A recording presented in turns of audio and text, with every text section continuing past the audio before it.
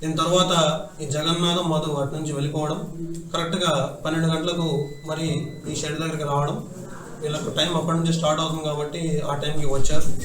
వచ్చి అక్కడ ఉన్న వెహికల్స్ అన్నింటినీ కూడా ఆ వెహికల్ నెంబర్స్ అవన్నీ నోట్ చేసుకుంటూ వీడియోగ్రఫీ చేసుకున్న క్రమంలో ఈ సురేష్, చిన్నారావు, మోహన్ రావు, మున్నా ఈ నలుగురు కూడా ఆ షెడ్ దగ్గరికి రావడం, వచ్చి ఆ షెడ్ లోపలికి మీసాల సురేష్, మున్నా ఈ ఇద్దరు కూడా షెడ్ లోపలికి వెళ్ళి ఈ జగన్నాథం మధుతో మాట్లాడుతుండగా ఈ బయట అంటే షెడ్ బయట ఈ మీసాల చిన్నారావు, మీసాల మోహన్ రావు వీళ్ళ దగ్గర మారణాయుధాలు అంటే కంట్రీ మేడ్ గన్ అన్నది మనకు మీసాల చిన్నారావు దగ్గర ఉన్నట్టు ఆ సిచ్యువేషన్లో మనకు సీసీటీవీ కెమెరాస్ దొరికింది.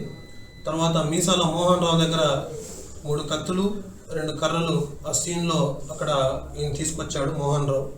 సో వీళ్ళు మాట్లాడుతున్న క్రమంలో ఎప్పుడైతే ఈ చిన్నారావు ఎప్పుడైతే ఈ కత్తి అతని దగ్గర ఉన్న కంటైన్మెంట్ వెపన్ని బయటికి తీశాడో వీళ్ళు భయపడి పారిపోతుండగా ఈ మోహన్ రావు ఎవరైతే ఉన్నారో ఇతను మధువదన్ పర్సన్ మీద కత్తితో అటాక్ చేయడం, అలాగే ఈ వెపన్ చూపించి వీళ్ళను బెదిరించడం లాంటి యాక్టివిటీస్లో అక్కడ ఇన్వాల్వ్ అయ్యారు. కాబట్టి వీళ్ళందరినీ కూడా ఇవాళ కోసంగిపురం దగ్గర అరెస్ట్ చేయడం జరిగింది.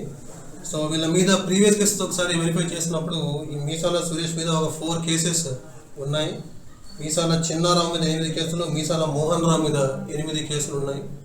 ఇవన్నీ కూడా robbery, attempt murder, arms act ఇవన్నీ కూడా వీళ్ళ మీద కేసెస్ ఉన్నాయి.